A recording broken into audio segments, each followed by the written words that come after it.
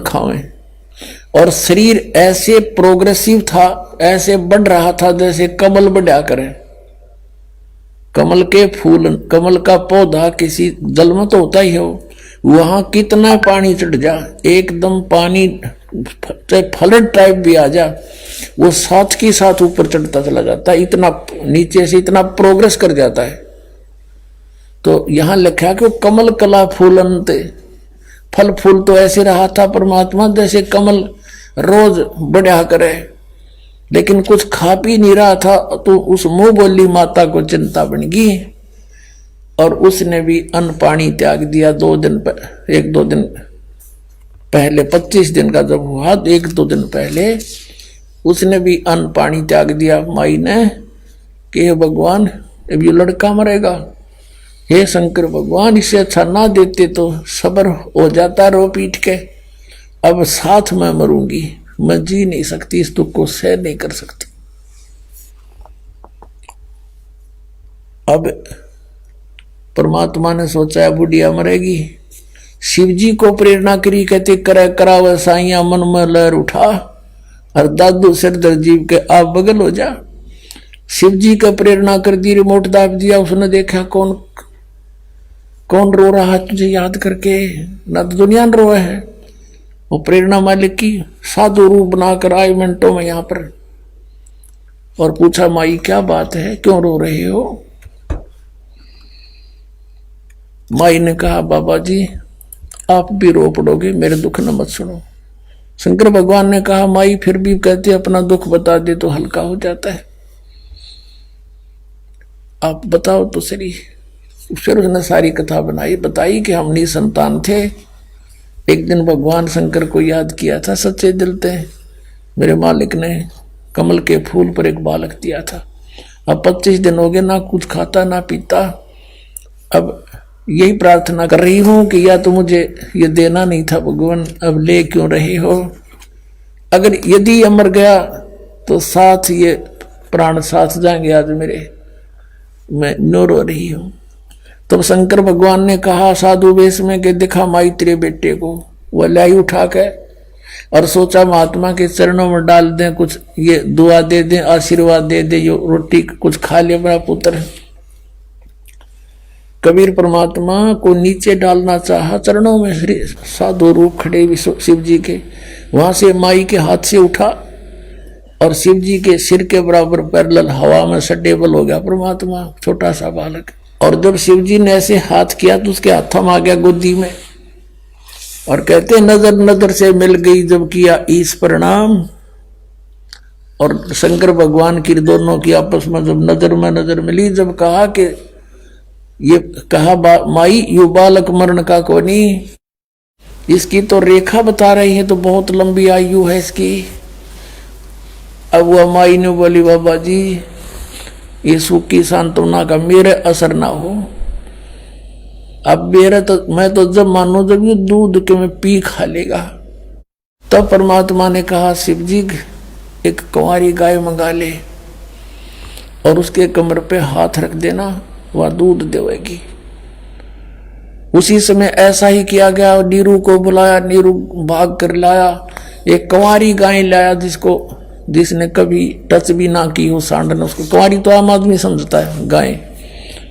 वो बछिया लेकर आए, शंकर भगवान ने थपकी मारी, वह दूध देने लगी, अपने आप स्वतंत्र चल पड़ा। एक कोरा बर्तन लाए थे मंगाया था कुमार से, वो नीचे रख दिया धो के, वो भर गया, जब आप पर बंद हो गया और कहा माई अब ले। जब परमात्मा ने गट गट दूध पिया, जब उसका सब्र हुआ, बोलो सतगुरुदेव की जय।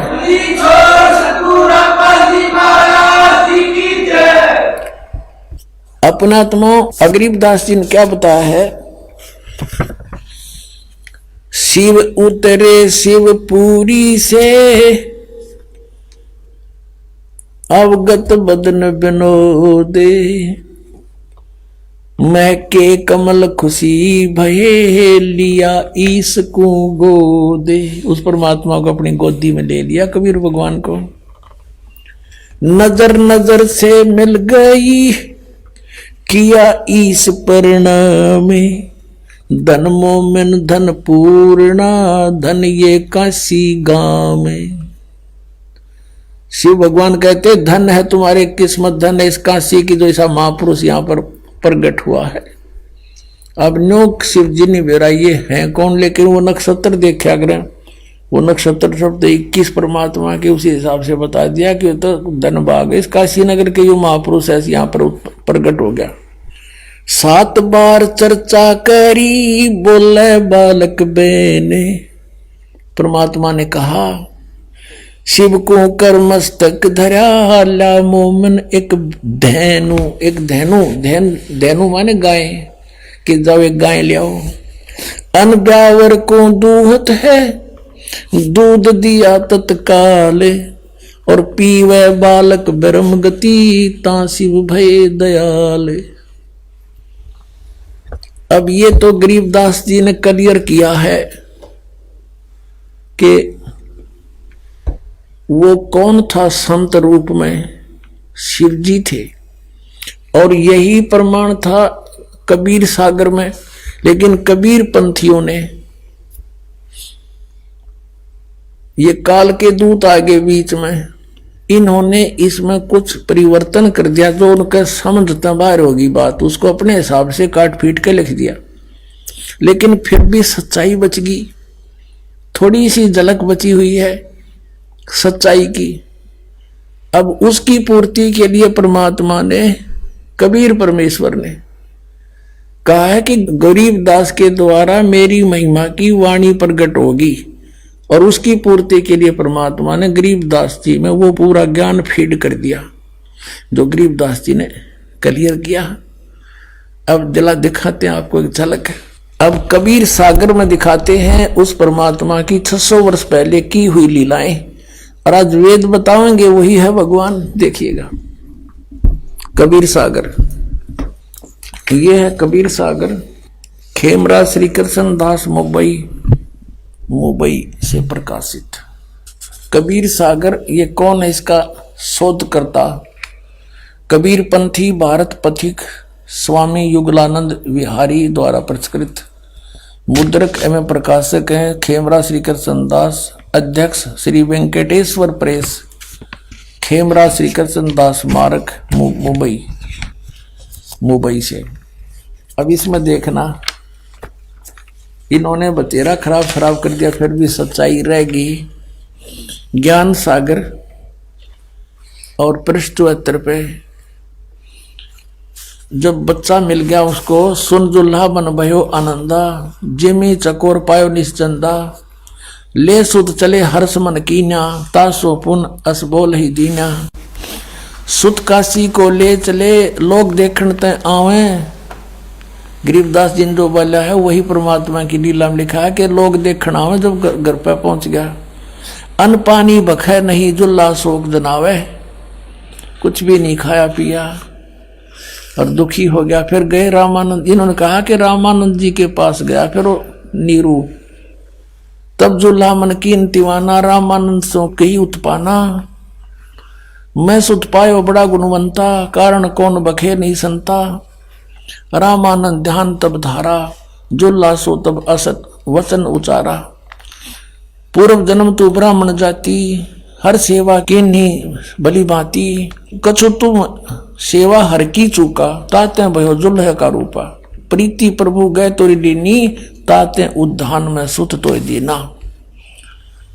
अब ये दुल्हा कहता है नीरू के हे प्रभु, मैंने जैसा किया उसा पा गया, अब मैं आपके पास आया हूं, कुछ उपाय बताओ। सो कहिए उपाय गोसाई, बालक अक्षुदावंत कुछ खाई।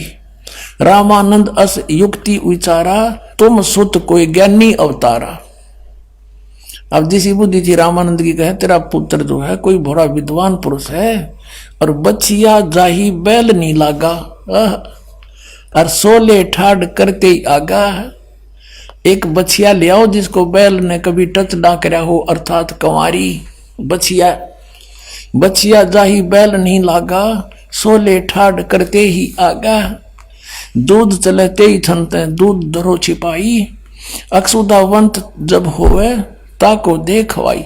और देखो ये तो इन अपना बता के रामानंद ने बताई नहीं, ये मिलावट है। अब यहां है कि जुल्ला एक बछिया ले आवा और चलो दूध कोई मरम न पावा। वो दूध कौन सा दो चला गया। चलो दूध जुल्हा हरसाना, राख छिपाई काहू नहीं जाना। और किसी का आगे नहीं बताया कि कोई ऐसे बता के गया है।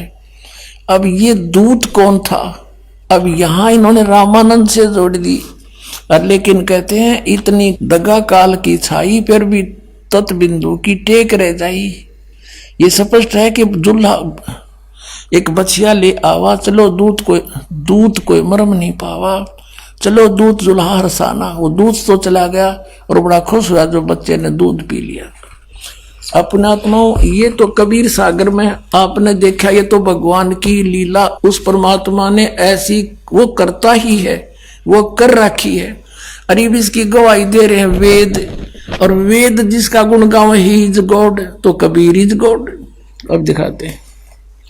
अब देखिएगा ऋग्वेद मंडल नंबर 9, ये उन्हीं निराकार बताने वालों के कर कमलों से अनुवादित है। भगवान को निराकार बताने वालों के कर कमलों से अनुवादित है। प्रकाशक है सार्वदेशिक आर्य प्रतिनिधि सभा, महर्षि दान भवन, रामलीला मैदान, नई दिल्ली। मुद्रक है Prince offset printers, 1510 Pataudi house, Daryaganj, नई दिल्ली।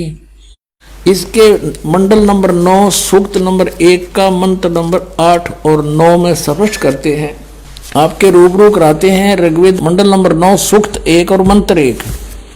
अब यहां से शुरू करते हैं। इस मंत्र में देखो, आप देखोगे परमात्मा की विषय में जानकारी है। ये सोम स्वभाव परमात्मा, इनकी थोड़ी चतुरता को भी ठीक हमने समझना है। अब दूसरे में ऋग्वेद मंडल नंबर 1 सूक्त 1 मंत्र 2, एक आपने पढ़ दिया, हे परमात्मन, यानी परमात्मा की जानकारी है। अब तीसरे मंत्र में हे परमात्मन, चौथे मंत्र में हे परमात्मन, पांचवें मंत्र में हे परमात्मन, और छठे मंत्र में ऋग्वेद मंडल नंबर 9 सूक्त 1 मंत्र 6 का हे परमात्मन। अभी न लागी लो बात के यहाँ परमात्मा साकार से होगा। कोशिश करी छुपाने की, 7वें में यहाँ पुरुष लिखना शुरू कर दिया उस पुरुष को। 8वें में जो स्पष्ट है उसका शरीर है पुरुष का, उस पुरुष को ऋग्वेद मंडल नंबर 9 सूक्त 1 मंत्र 8 में उस पुरुष को उग्र गतियां प्रेरणा करती हैं। अब यहाँ और उग्र गतियां माने जैसे ही हाहाकार माच रहा और परमात्मा ने दास भेज दिया या स्वयं भी आ जाते हैं वो परमात्मा, उस पुरुष को उग्र गतियां प्रेरणा करती हैं। यानी ऐसी परिस्थिति भयंकर बन जाती है जब वो आता है और भासमान शरीर को वह पुरुष प्राप्त होता है। अब पुरुष माने क्या होता है, परमात्मा। इन्होंने यहाँ इसलिए हटा दिया, इन्होंने यहाँ इसलिए उलझा दिया कि यहाँ शरीर लिखा है, भगवान लिखना छोड़ दिया, पुरुष लिख दिया। तो उन्होंने पहले डंडोरा पीटे रखा था, भगवान निराकार सत्यार प्रकाश में भी निराकार। तो आम आदमी ने सोचा भगवान तो निराकार है, यहाँ कोई पुरुष के बारे में बात होगी। अब देखियो, अब ये देखिए यजुर्वेद महर्षि दानंद ने पुरुष का अर्थ क्या किया है। ये है यजुर्वेद महर्षि दानंद सरस्वती कृत, प्रकाशक है सर्वदेशिक आर्य प्रतिनिधि सभा, 2/5 महर्षि दानंद भवन, रामलीला मैदान, नई दिल्ली से दानंद सरस्वती कृत। और मुद्रक है Prince offset printers, 1510 Pataudi house, Daryaganj, नई दिल्ली से। अब इसके 40वें अध्याय का अंतिम मंत्र है, अंतिम अध्याय है 40वां। इसमें निर्णय दे रखा है, वेद ज्ञान भी वही ब्रह्म दे रहा है, गीता ज्ञान भी ब्रह्म ही दे रहा है। अब यह है 44वां अध्याय, 40वां अध्याय यजुर्वेद का, और यह 17वां मंत्र है। इसमें लिखा है कि हे मनुष्यों, ये काल ब्रह्म बोल रहा है वेद को, हे मनुष्यों, जिस ज्योत स्वरूप रक्षक मुझ से, ये ज्योत स्वरूपी काल है, निरंजन है, अविनाशी यथार्थ कारण के आच्छादित मुख के तुल्य अंग का प्रकाश किया जाता है, जो वह प्राण व सूर्य मंडल में पुरुष माने पूर्ण परमात्मा है। वह तो परोक्ष रूप है, वो तो गुप्त है। पुरुष माने पूर्ण परमात्मा हो गया सिद्ध। अब हम आते हैं ऋग्वेद में। देखिएगा वही ऋग्वेद मंडल नंबर 9 जो अभी आपको दिखाया था, ये यहां से प्रकाशित है और ये इसके मुद्रक हैं। ऋग्वेद मंडल नंबर 9 सूक्त नंबर 1 और मंत्र नंबर हम 8 पर आगे। यहां इन्होंने पुरुष लिखना शुरू कर दिया बात को उलझाने के लिए।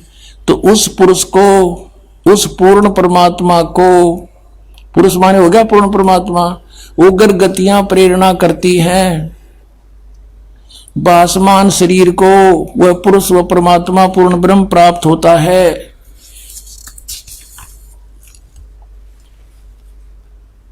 और जिसमें 3 प्रकार के दूसरों को वारण करने वाला मधुमेह शरीर मिलता है। अब देखो, अब यहां पर आते हैं ऋग्वेद मंडल नंबर 9 सूक्त 1 मंत्र 9 में।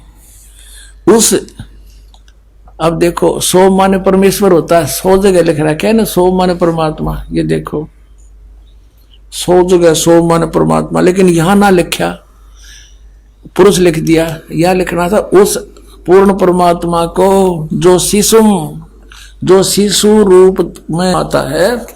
सब अभी अधन्या धेनव, धेनु माने गौवे, अभी अधन्या माने पूर्ण रूप से कंवारी बिना दनाई। अधन्या कहते हैं बिना दनाई को। अधन्या जो कभी टच ना की हो साठ, अभी अधन्या पूर्ण रूप से बिना दनाई यानी कंवारी। अभी अधन्या माने कंवारी गौवे तृप्त करती हैं उस शिशु रूप में प्राप्त परमात्मा को के परवरिश की लीला। ये समझ लो, अभी अधन्या पूर्ण रूप से यानी कंवारी गौवे उसको तृप्त करती हैं। उसकी परवरिश की लीला कंवारी गायों द्वारा होती है। अपना आत्मा वो कितना दयालु है आपके ऊपर। उस परमेश्वर ने ये समय निर्धारित कर रखा है आप सबको पार करने का, और कंप्रोमाइज कर रखा है इस काल ने कि कलयुग में आप कितने जीव ले जाना। तो पुण्यात्माओं, जैसे परमात्मा आते हैं, अच्छी आत्माओं को मिलते हैं, उसको ज्ञान से परिपूर्ण करते हैं। उनमें से एक आदरणीय धर्मदास साहिब जी हैं जिनको परमात्मा मिले। आदरणीय गरीबदास साहिब जी हैं जिनको परमात्मा मिले। आदरणीय नानक साहिब जी हैं। आदरणीय मुलुकदास साहिब जी हैं। आदरणीय दादू साहिब जी हैं। आदरणीय घीसा दास साहिब जी, इनको परमात्मा मिले और इनको रहस्य बताया। उनमें से धर्मदास साहिब जी से जो मिले, उन्होंने लिपिबद्ध किया जो वार्ता भगवान से हुई। तब धर्मदास जी परिचित हुए उस लोक से और देखा यह हाल हमारा। तब कहे भगवान आप तो दयालु हो, दया कर दो अपने बच्चों पर, इनको ले चलो वही। तो परमात्मा ने कहा आप देख रहे हो ये काल के दूत कैसे झूठ बोल रहे हैं। ये कहते हैं ब्रह्मा विष्णु महेश अविनाशी हैं और ये सारे आपको दिखा दिया मैंने, ये नासवान है। तो उसने कहा धर्मदास ने, भगवान फिर क्यों कर बात बनेगी। परमात्मा ने कहा धर्मदास डट जा। तो क्या कहा परमात्मा ने कि मैं मेरे पीछे काल 12 पंथ चलाओगा, इसकी मेरी बात हुई थी। इसने कहा था कि बेशक चले जाना तुम कलयुग में जीव निकालने के लिए, उससे पहले तेरे नाम ते 12 नकली पंथ चला दूंगा और अनेक पंथ चलाऊं, यावत जीवों को भरमाऊं। तो परमात्मा ने कहा था यू 12 पंथ चलाओगा और 12वां पंथ गरीबदास पंथ होगा छुड़ाने वाले का, और उसमें मेरी महिमा की वाणी फिर से प्रकट करवाऊंगा। तब तक ये काल के दूत प्रवेश करके तेरे लिखे हुए इस लेख में कुछ परिवर्तन कर देंगे। तो दोबारा गरीबदास के द्वारा मैं अपनी वाणी लिखवाऊंगा और फिर उसी पंथ में, गरीबदास के पंथ में चल के कलयुग में फिर मैं आऊंगा बिचली पीढ़ी पार करने के लिए। फिर कहा धर्मदास ने कहा परमात्मा आप कब आओगे कि कलयुग बीते। कहते हैं ये जो आज मैं कह रहा हूं ना तेरे को ये वचन, ये उस समय सिद्ध होंगे जब कलयुग बीते 5500 पाचा, तब ये मेरा वचन होगा साचा। कलयुग जब 5505 वर्ष बीत जाएंगे तब ये मेरी बात सच्ची होगी। जो मैं आज कह रहा हूं कि फिर ऐसा समय आएगा पूरा विश्व मेरी शरण में आएगा, सब भक्ति करेंगे, बुराई त्याग देंगे, सतयुग जैसा माहौल पूरी पृथ्वी पर लाऊंगा, अपने बच्चों को सुख दूंगा, सत भक्ति दूंगा, और ये अलग अलग बन गए, कोई मुसलमान, कोई हिंदू, सिख, ईसाई, ये सब एक होंगे। ये जितने पंथ मिल गए सारे के सारे बन गए, ये पंथ एक बनेंगे। अब आपको कुछ झलक दिखाते हैं कबीर सागर में। पुणात्माओं, ये अमृत ज्ञान है और आपके ऊपर मेहरबान है भगवान, सत्कर मान लेना। ऐसा मौसम, गर्मी में भी दुखी हो जाए इंसान, ना गर्मी है ना सर्दी है, रजाई दे रखी अपने बच्चा ताई हैं, खुआ के स्वदेशी घी का माल बिठा दिया अमृत छकाने के लिए। अब सुनो जान तो उस मालिक की बाणी आपको रूबरू कराते हैं। एक पहले तो हम दिखाते हैं वर्तमान में एक इस शिवदयाल जी के द्वारा चलाए हुए राधा स्वामी पंथ से अलग बना हुआ एक पंथ जय गुरुदेव मथुरा में। वो एक पुण्यकर्मी प्राणी है, तुलसीदास साहेब उनका नाम है, जो वर्तमान में मुखिया है, प्रवर्तक है, गद्दी पर बैठा है जय गुरुदेव पंथ मथुरा में। वो सन 1954 से पहले से सत्संग करता हुआ आ रहा है, आज तक जीवित है वो। ये पुण्यकर्मी प्राणी थे, पूर्व जन्म में कभी परमात्मा के साथ रहे थे इस युग में, और ये भक्ति खूब दृढ़ हुई, पार हुए नहीं, फिर काल के फंस गए। अब इनको नचा रहा है, दुरुपयोग कर रहा है, और अपने परमात्मा के बच्चों को मिसगाइड करने के लिए इनका प्रयोग कर रहा है। सन 1971 में इसने एक भविष्यवाणी करी। किसने? जय गुरुदेव पंथ के मुखिया श्री तुलसीदास साहिब ने, जो वर्तमान में गद्दी पर बैठा है। इसने कहा था कि अभी आपको पढ़कर सुनावांगे उसी के द्वारा। 28 अगस्त 1971 में इसने एक स्टेटमेंट दी सत्संग में कि एक महापुरुष का जन्म एक छोटे से गांव में हो चुका है और वो पूरे विश्व में शांति लाएगा। उसका आदर मानव समाज में सभी मानव करेंगे, इतना बड़ा समर्थन मिलेगा जो आज तक किसी को नहीं मिला। फिर किसी ने पूछा कुछ दिन के बाद कि वो कौन है, कहाँ है, हमें बता दीजिए। तो इसने 7 सितंबर 1971 को फिर स्टेटमेंट दी कि वो अवतार जिसकी लोग प्रतीक्षा कर रहे हैं वो आज 20 वर्ष का हो चुका है। दास का जन्म 8 सितंबर 1951 को हुआ, 7 सितंबर 1971 को ये दास पूरा 20 वर्ष का था।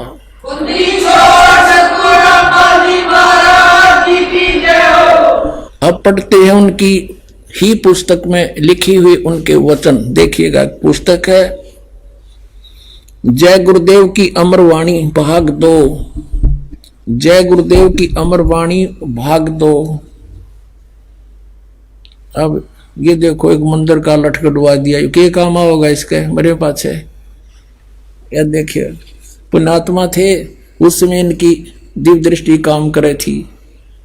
अब ये कहां से छपी है ये देखते हैं। ये है ये महात्मा जी परम संत तुलसीदास जी, और इनका हाथ में भी कोई रोग लगा हुआ है, पैरों में भी गड़बड़ बता रहे हैं। अब प्रकाशक हैं दिव्या शर्मा, 88 साकेत कॉलोनी, मथुरा, उत्तर प्रदेश। ये यहां से छपी है। और ये कितनी अच्छी आत्मा थे ये तुलसीदास जी। इन्होंने ये इस राधा स्वामी पंथ में ये पहला व्यक्ति देखा हमने जो अपने पीछे दास लिखता है। ये तो आज तक किसी ने दास नहीं लिखा। परम संत तुलसीदास जी महाराज, और इसके चेले कहे हैं विश्व को शांति अभी इन्हीं से मिलेगी। इन्हें 100 साल हो गए सत्संग करते, नहीं तो मिली नहीं, दुनिया आग लग गई संसार में। अब इन्हीं के द्वारा लिखी ये पुस्तक की पृष्ठ नंबर 59 पर आते हम। ये देखिएगा 59 पर यानी 59 पर शाकाहारी पत्रिका है, और ये 28 अगस्त 1971 को इसने ये स्टेटमेंट दी है। इसमें शाकाहारी पत्रिका में छपी है 28 अगस्त 1971 को। ये देखिए, महापुरुष का जन्म भारत के एक छोटे से गांव में हो चुका है। महापुरुष का जन्म भारतवर्ष के एक छोटे से गांव में हो चुका है। कब? ये 28 अगस्त 1971 को ये कह रहा है, वो उसका जन्म हो लिया, वो जन्म हो चुका है। महापुरुष का जन्म भारतवर्ष के एक छोटे से गांव में हो चुका है और वह व्यक्ति मानव इतिहास का सबसे महत्वपूर्ण व्यक्ति बनेगा। उसे जनता का इतना बड़ा समर्थन प्राप्त होगा कि आज तक किसी को नहीं मिला है। वह महापुरुष नए सिरे से विधान को बनाएगा और वह विश्व के संपूर्ण देशों पर लागू होगा। उसका एक झंडा होगा, उसकी एक भाषा होगी।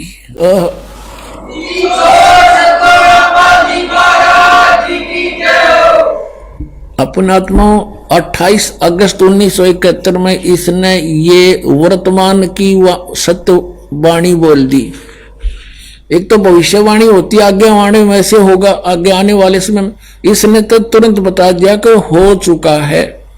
और ये जो कहता था ना कि जय गुरुदेव सतयुग होगा, जय गुरुदेव सतयुग होगा, को 40 साल से तो हम देख रहे हैं इसके द्वारा पर लिखा हुआ, आज तक तो ये सतयुग आ नहीं लिया, दुनिया आग लग रही समाज में। अब इसको आभास हो गया था क्योंकि ये पुनकर्मी प्राणी था। 1971 में इसकी जो दृष्टि काम करे थी पिछले जन्मों के संस्कार से, और आगे इसकी भक्ति ठीक है नहीं, शास्त्र अनुकूल नहीं है, और जिस कारण से इसके पूर्व जन्म के पुण्य समाप्त हो गए। 1971 में इसकी सही जो दृष्टि काम करे थी, इसने सच्ची बता दी। हर ईव इसका पल्ला कख नहीं। शिवदयाल जी यही 5 नाम जाप करता, राधा स्वामी पंथ का प्रवर्तक, अरिनी साधनाओं से वो भूत बना अपनी शिष्या बुक्की में बोल रही बड़े पाछे, तो वही दशा इनकी होगी जब नहीं संभले तो। सत्कर बताता हूँ पुण्यात्मा, मुझे कोई शौक नहीं किसी के बारे में कहना, लेकिन ये भाड़ में जा रहे हैं इसलिए दास को दुख हो रहा है। काल के फंसे हुए हैं भगवान की अच्छी आत्मा। अब 1971 में 7 सितंबर को इसने फिर किसी ने पूछा तो इसने क्या स्टेटमेंट दी, देखना इसी पुस्तक में। ये वही जय गुरुदेव के अमरवाणी भाग 2 और इसके ये वही प्रकाशक है दिव्या शर्मा। और ये कहां से मुद्रित है? मुद्रक है अर्जेंट प्रिंटर्स, पुराना बस स्टैंड मथुरा से। अब इसके पृष्ठ नंबर हम 50 पर आते हैं। ये देखिएगा, ये 50 पृष्ठ है। इस 50 पृष्ठ पे इसने 7 सितंबर 1971 को स्टेटमेंट दी जो शाकाहारी पत्रिका में छपी। 7 सितंबर 1971 को इसने क्या कहा कि वह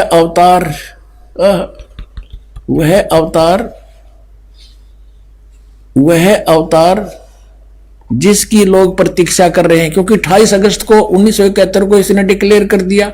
फिर लोग पूछने लगे तो ये कहने लगा जिसकी लोग प्रतीक्षा कर रहे हैं वह अवतार जिसकी लोग प्रतीक्षा कर रहे हैं वह 20 वर्ष का हो चुका है। 7 सितंबर 1971 को दास का जन्म है 8 सितंबर 1951 को।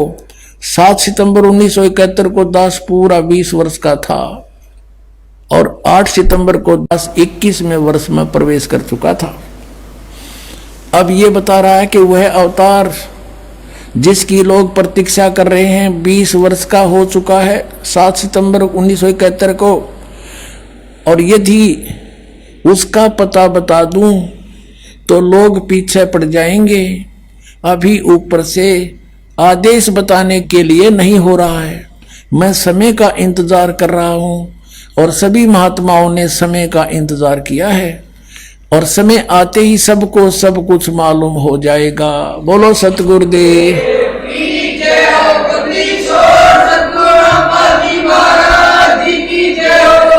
अपनात्माओं, ये तो है इन महापुरुषों की दिव्य दृष्टि। परमात्मा से प्राप्त कुछ सिद्धि से इनको कुछ दिखाई दे जाता है और ये 1971 में इसकी दिव्य दृष्टि सही काम कर रही थी, क्योंकि इसके पुण्य अभी शेष थे, बैटरी डाउन हो ही नहीं थी। अब इसके आगे चार्जर था नहीं इस महापुरुष का, यानी सत भक्ति थी नहीं। ये 5 नाम काल के जपे जिसे राधा स्वामी पंथ का प्रवर्तक शिवदयाल जी भूत बिना बुक्की में बोले, यह दशाई भी इनकी होगी। अब इसके पास खक नहीं बचा है। यदि आज इसकी दिव्य दृष्टि काम करती होती, यू कह देता जाओ भाई बरवाला मालिया, वो संत रामपाल है उसका नाम।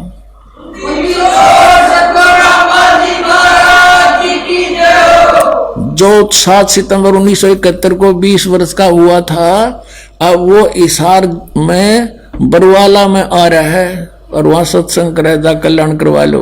और इस महापुरुष को भी चाहिए अपना आप आके नाम लेकर पीछा छुड़वा लेना, कोई ना साथ जाएगा वहां पर।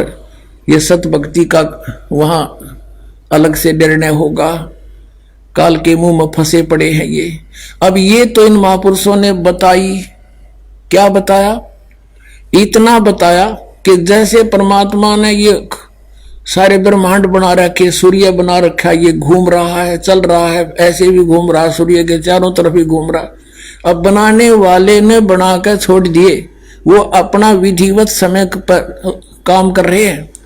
और कोई खगोल भगोल का ज्ञाता अपनी अटकलबाजी ला के और ये बता दे कि अभी परसों 6:20 पर सूर्य उदय होगा, और वो होना 6:20 पे हो गया।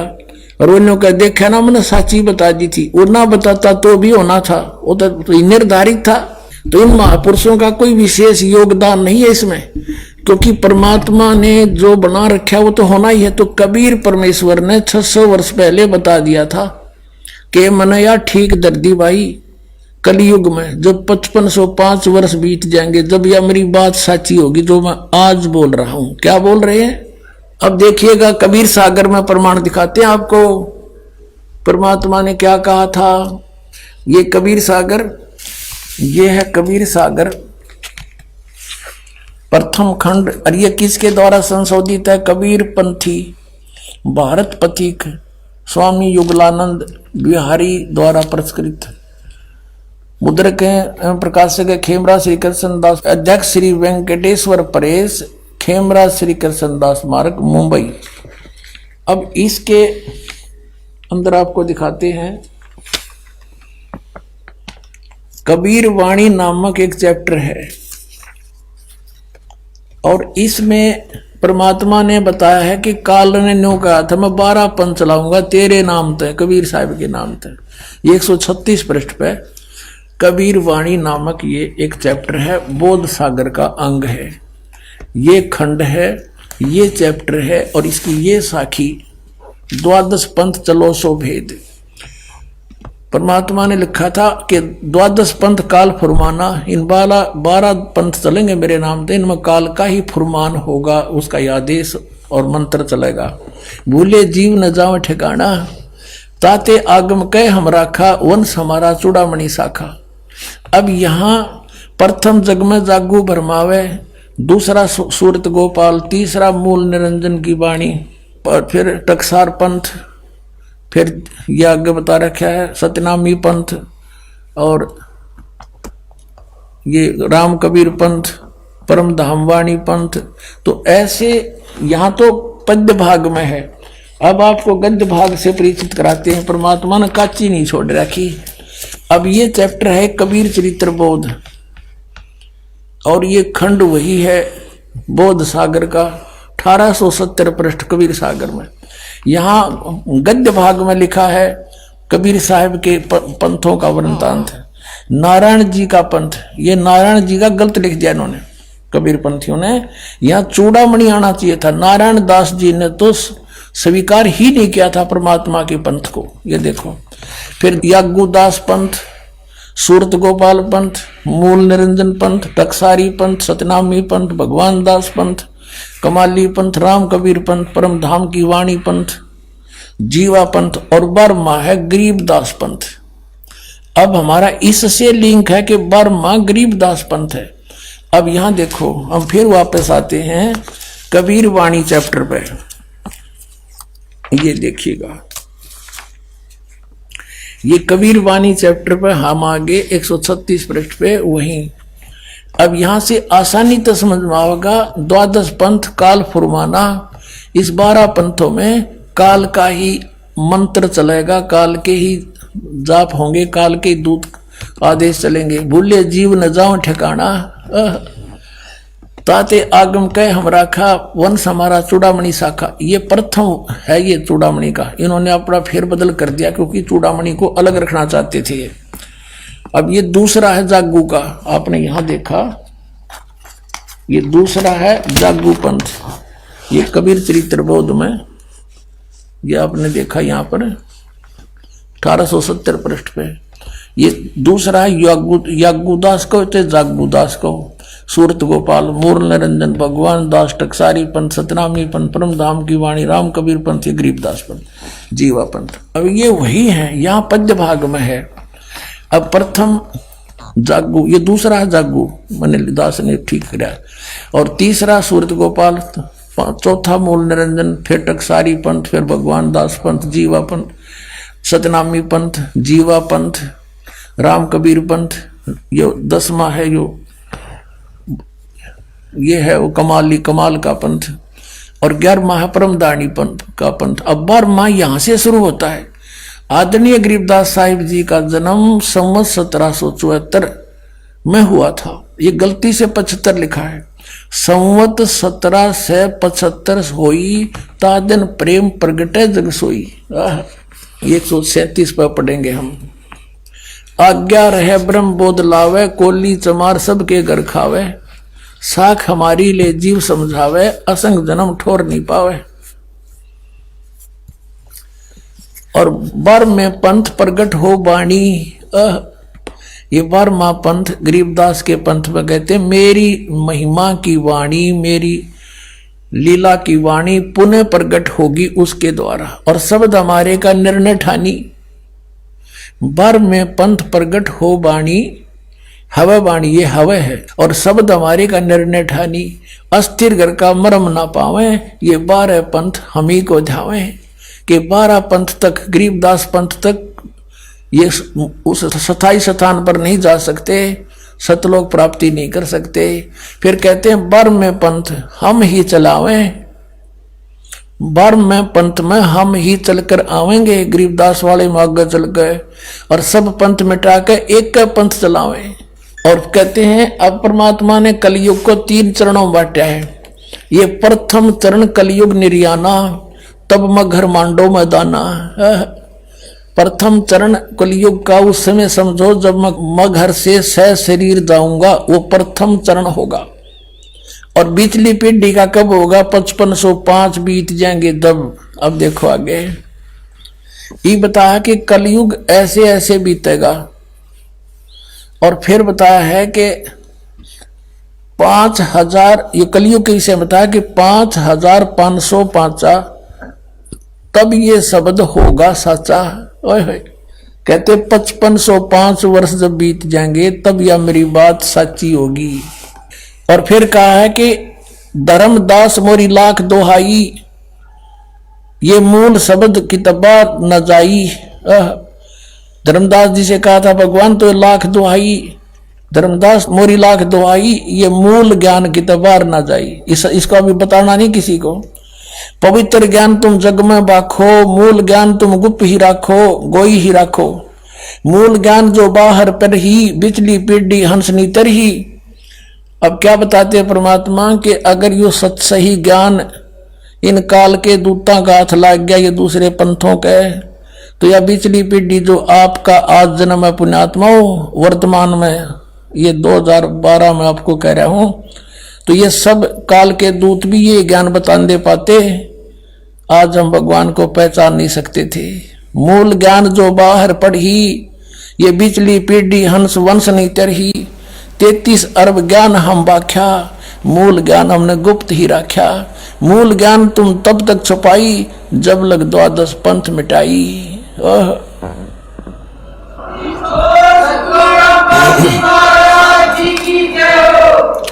अब ये कंसेप्ट क्लियर और करते हैं कि ये 5505 वर्ष कब कलयुग बीता, कब हुआ। पुण्यात्माओं, हिंदू धर्म के अंदर गीता प्रेस गोरखपुर से छपी पुस्तक और शंकराचार्यों के मुख से निकले वचन ऑथेंटिक माने जाते हैं। अभी दिखाता हूं आपको इन शंकराचार्यों के ही द्वारा कलयुग की कैलकुलेशन। एक पुस्तक है हिमालय तीर्थ, इसमें लिखा है कि एक शिव रहस्य नामक कोई पुस्तक है, उसकी एक श्लोक का हवाला दे रखा है कि शंकराचार्य का जन्म 3000 कलयुग जब बीत जाएगा, 3000 वर्ष तब होगा।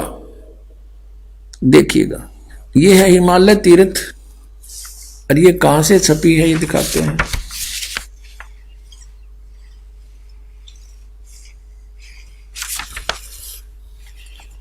और ये प्रकाशक है रंजनो चक्रवर्ती, रामबाण राय रोड, कलकत्ता।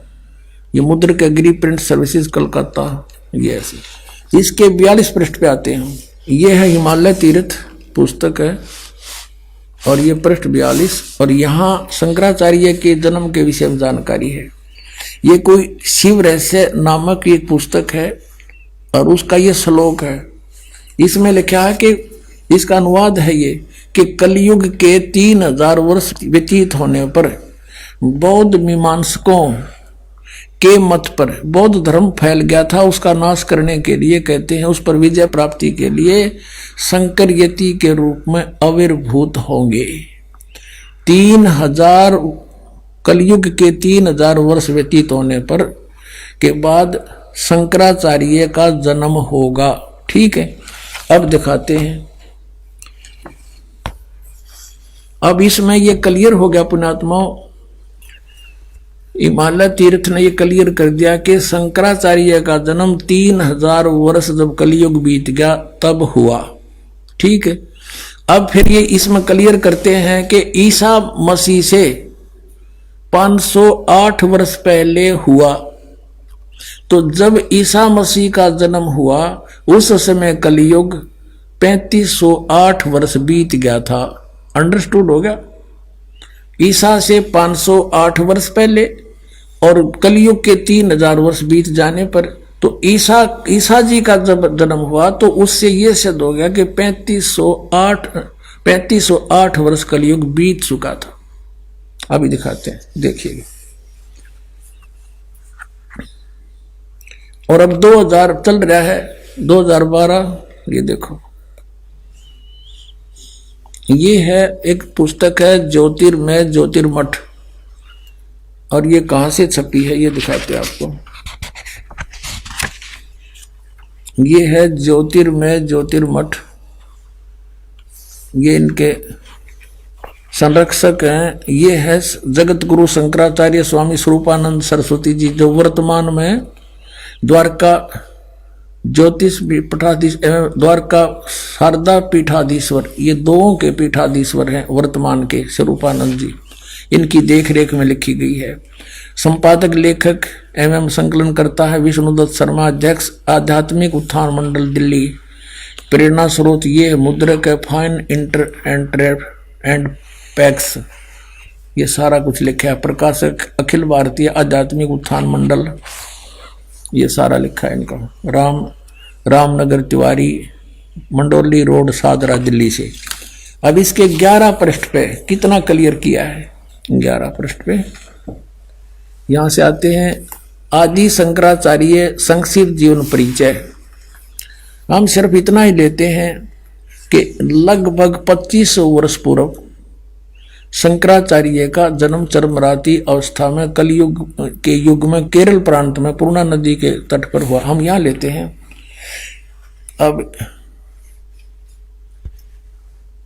अब यहां क्या बताते हैं कि शंकराचार्य का जन्म भगवान शंकर के आशीर्वाद से हुआ, अतः उनका नाम शंकर रखा गया। गुरु परंपरागत मठों के अनुसार उनका आविर्भाव काल, जन्म का समय ईसा पूर्व 508 बताया जाता है। ईसा से 508 वर्ष पहले शंकराचार्य का जन्म हुआ, और 32 साल की उम्र में वो मर गया। तो घटा करें उसके बाद फिर 476 ईसा पूर्व इसकी मृत्यु होली थी। ये इसलिए 2 अंकित है। 508 वर्ष पहले ईसा से हुआ। अब हमने यहां से इतना ही लेना था। अब पुण्यात्माओं, हम आज 2012 में हैं। तो कलयुग भी ईसा जी के जन्म को हो गए 2012 वर्ष, इसमें 508 और जोड़ दो तो 2520 वर्ष आज से पहले शंकराचार्य का जन्म हुआ। और उधर से कब हुआ? जब 3000 वर्ष कलयुग के बीत गए थे। तो आज कलयुग 5520 वर्ष बीत चुका है 2012 में। अब हम 5505 निकालेंगे, हम 2000 पर पहुंच जाते हैं।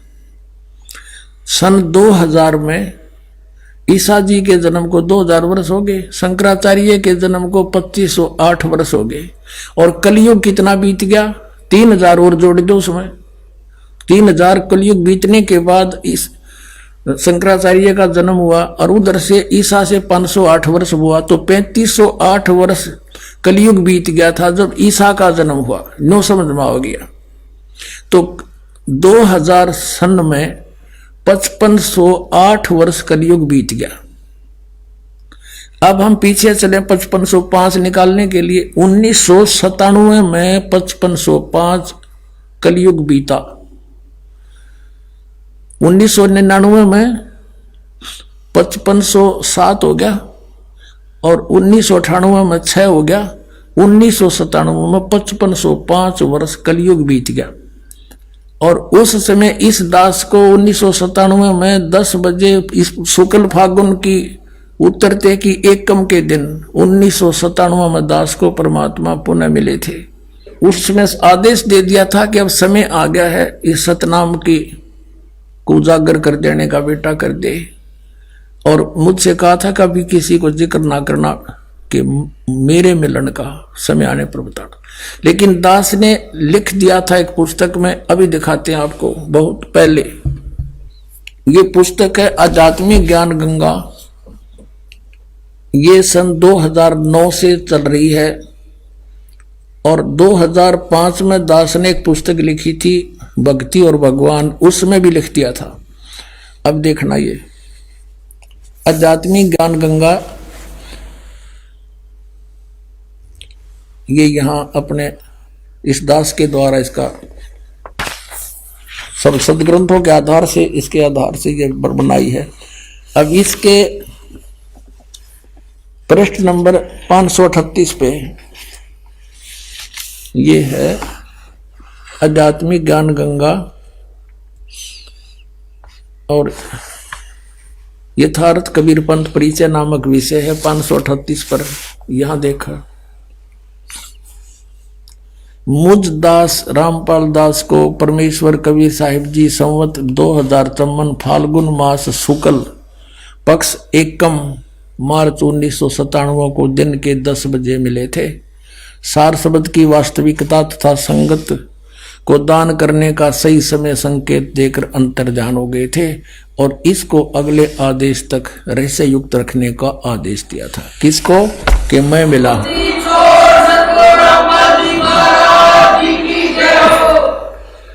तो पुणात्माओं, ये दास ने कोई बाद में नहीं लिखी, ये 5505 तो ईब समझ में आई हमारा। ये ईब कैलकुलेशन करी दोबारा भी कैसे सेट होया। ये वहां नो का नो, जिसने मालिक ने बना के भेज रखा उसमें कमी नहीं रह सकती। ये दास उसी परमेश्वर का भेजा हुआ है आपके लिए। अब आपको दिखाते हैं कबीर सागर में एक और रहस्य है। जब परमात्मा ने उस समय कहा था 550 वर्ष पहले, 650 वर्ष पहले के धर्मदास, एक ऐसा समय आएगा जो 5505 को मैं बता रहा हूं, उस समय एक ऐसा समय आएगा जब मेरा हंस जाएगा। जो उसमें तो कहा परमात्मा ने कि हम ही जाएंगे गरीबदास वाले पंथ में आगे चल के। और फिर बताया है देखना कि एक महापुरुष आएगा, यानी परमात्मा बार बार नो कहें, जैसे यहां आए थे जो बार बार नो कहते मैं भगवान हूं, कोई नहीं माने, तो थोड़ा घुमा कर कहते हैं भगवान, फिर समझ में आती है। ये देखिएगा, ये कबीर सागर है, वही जो आपको अभी पहले दिखाया था। ये कबीर सागर है और इसके सवसम बोध नामक एक चैप्टर है और खंड इसका वही बोध सागर खंड है। 170 170 पृष्ठ से, यहां से देखियो, ये सत्य कबीर वचन यानी परमात्मा के वचन है, लेकिन हमारे काम के ये यहां से है 171 पृष्ठ से। सब सम वेद बोध, सब सम वेद बोध, यहां लिखा है 5 सहस और 500 जब, 5 सहस और 500 यानी 5500 जब कलयुग बीत जाए, महापुरुष फरमान तब जग तारण को आए। अब 5 सहस और 500 यानी 5500 जब कलयुग बीत जाए, महापुरुष फरमान तब जग तारण को आए।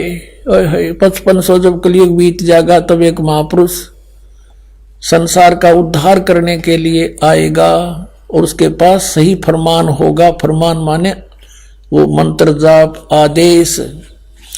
हिंदू तुर्क आदिक सब जेते जीव जहान और सत्य नाम की साख गहे वो पावे पद निर्वाण।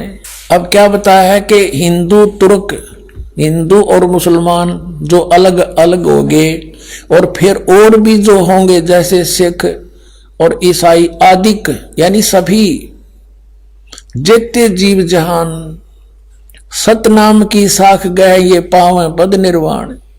निर्वाण माने मोक्ष, मोक्ष पद पाओगे सब के सब वो सतनाम प्राप्त करके इस दास से, महापुरुष से। जैसे परमात्मा ने कहा था उस कबीर वाणी में कि सभी पंथों को मिटा के एक पंथ चलाऊंगा, उसके विषय में फिर दोहराया है कि वो कैसे एक होंगे।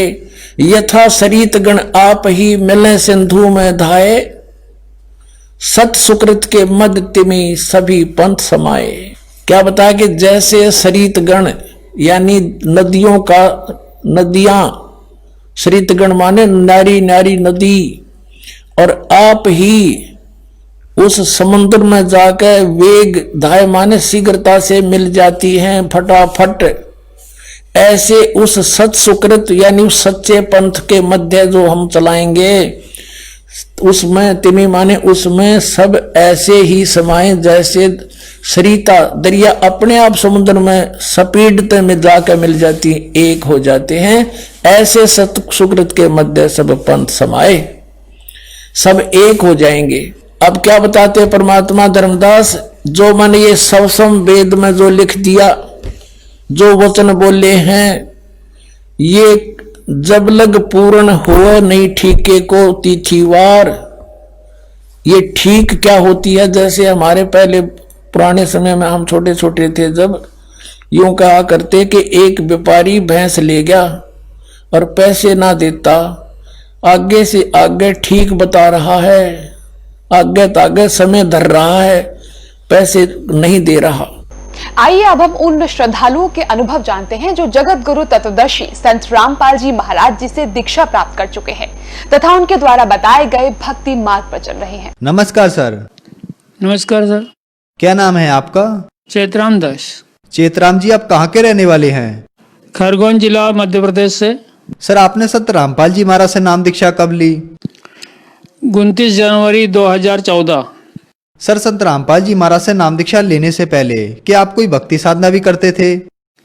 सर 1994 से मैं गायत्री परिवार से लगा हुआ था। सर गायत्री परिवार का ही मंत्र जाप करता था। सर, आप 20 साल से गायत्री परिवार से जुड़े हुए थे, तो फिर संत रामपाल जी महाराज की शरण में आप कैसे आए?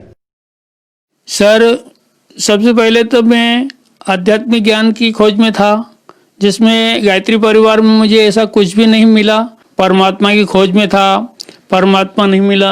मेरी पुत्री है कि जो रेखा नाम है उसका, वो कुछ समय पहले बरवाला आश्रम संत रामपाल जी की महाराज के आश्रम में गई थी और वहाँ से एक ज्ञान गंगा पुस्तक लाकर मुझे दी थी।